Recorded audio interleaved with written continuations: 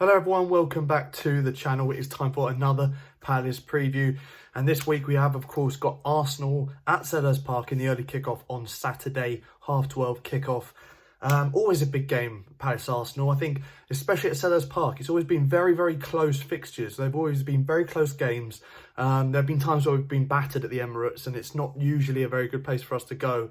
Albeit this year we had a fantastic 2-0 comeback to get a great point away.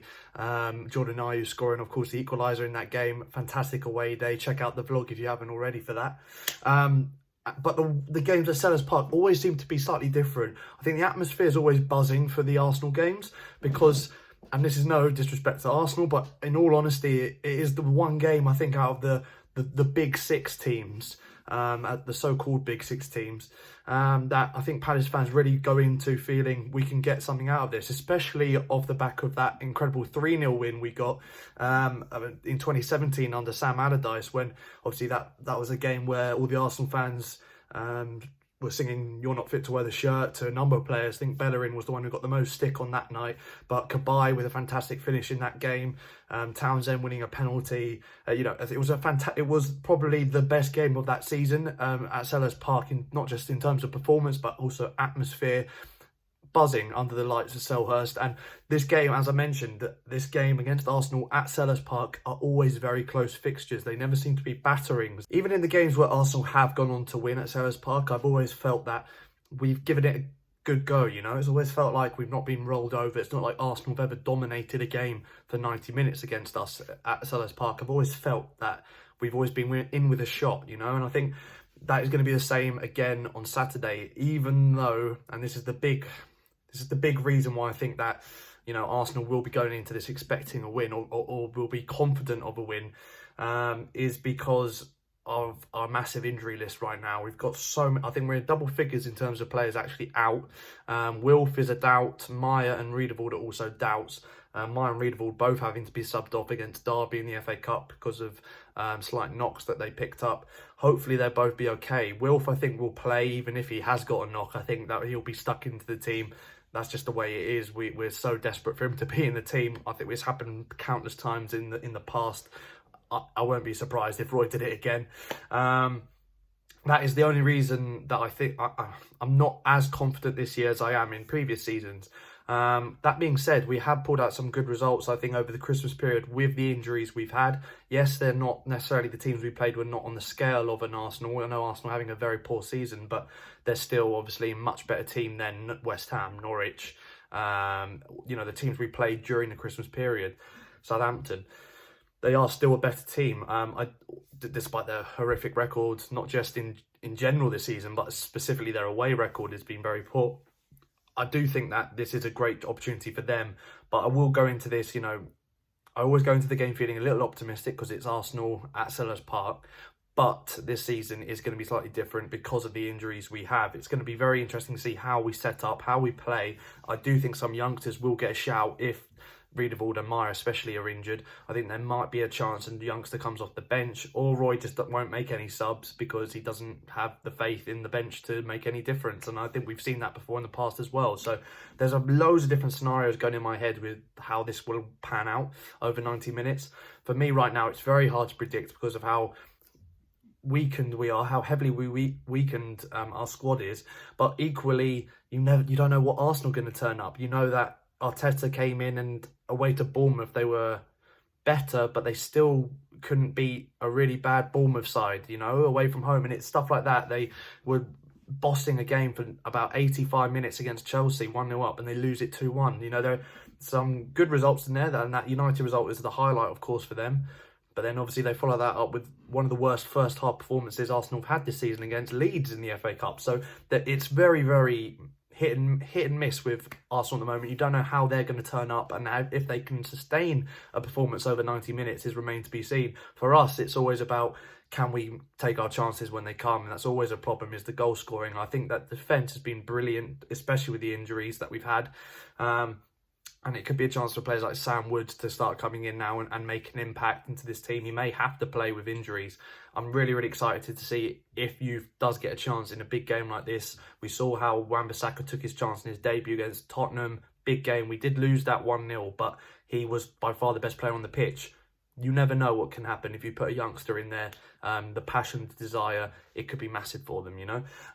In terms of the setup, as I said, with injuries, it's very hard to predict an 11. If I'm in the dreamland, obviously Sakho's going to be out with an injury. In dreamland, Cahill will still be fit. I think he will be. And that is massive for us, him coming back in, especially as he was linked to Arsenal as well in the summer. I think that's a big for us if he can be back in the lineup. He's probably one of the best defenders in the Premier League still in terms of experience and what he's achieved. We're very lucky to have him, and he's been faultless whenever he's played for us. So very happy that he could be fit for this game. He'll probably come in for Sakho, obviously, because Sakho got a knock against Norwich. Typical. Him alongside Tompkins with hope. If Van Arnold, I don't think will be ready yet. So fingers crossed Friedewald will play at left back. And then maybe Kelly or Sam Woods at right back. But it's still very, very hit and miss whether who's going to be fit or not. We just don't know. Midfield 3, I'm going to go with Luka, got obviously banned. This could be a blessing in disguise. He hasn't played very well in recent fixtures, but also, you know, but also he hasn't had a break for a real rest in terms of playing time for a good 2 or 3 seasons. He's played like every minute, bar suspensions. So he may need a rest and just to regroup, you know, bring his thoughts back, you know, get his head back into the game, have some time out, and then come back, and hopefully we see an improved Luka, because the last few weeks especially he's not really been at his best. Haven't had a penalty for a while. We need, you know, he will score a penalty, and something like that may be what he needs, you know, just a goal or an assist, or just a really great pass. He made a fantastic assist for Tompkins' goal against Southampton. He needs something like that again to get his season back on track. So maybe him being out the side isn't the worst thing in the world. Kouyaté, MacArthur, hopefully Myers fit. If not, it might be a youngster coming back in as well. You might see maybe Brandon Pierrick coming in a bit deeper. You never know. It's all out in the open. Probably James McCarthy is the most likely person to play there. Pierrick might start out on the left, Zaha on the other side, and Ayew up front. That might be how we start in the front 3. Be very, very interested to see if Pierrick starts in this one, because I love the guy. I'm not actually seen him live yet. I'd love to see him play. But as I said, it's all down to who's fit on the day. And the whole 11 could change, you know, hours before kickoff, depending on who passes late fitness tests, etc. If we're going to win this game, it's all about being clinical. It's all about trying to, with Pepe, players like Pepe, Lacazette, Ozil, Aubameyang. I don't think all 4 of them will play in this, just because of the trends we've seen this season with Arsenal. All 4 of them, I think, have started twice together. Which is crazy, really. When I can't believe they haven't started more with, you know, in the same side. But I do think that this is the best way we go at it, is to have players like Cahill's got to be solid. We've got to have a really tight gap between the midfield and defence. We leave so much space in against Derby, for example. Left so much space between the midfield and defence. You've got to keep either a high line or all come back deep. I think the way Roy likes to set up, we'll sit deep and look to counter. Not the worst tactic in the world when you're playing Arsenal, especially when, you know, if you do go 1-0 up, if you do get a goal and frustrate the away fans and, you know, get the crowd going a bit more.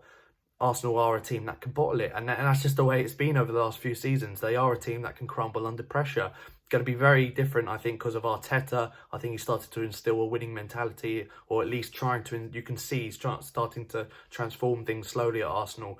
But this has got all the makings of a cracking game. I do think there'll be goals in it. I can't see it being a bore 0-0. But yeah, again, you've got to just look. If we can get through this without a loss, if we can sneak a draw in this, it's a very good point. And it's a point in the right direction.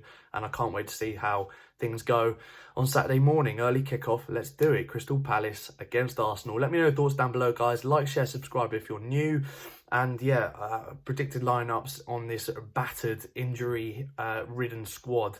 Let me know how you think the game itself will go. Both Arsenal fans and Palace fans, really be interested to hear your thoughts.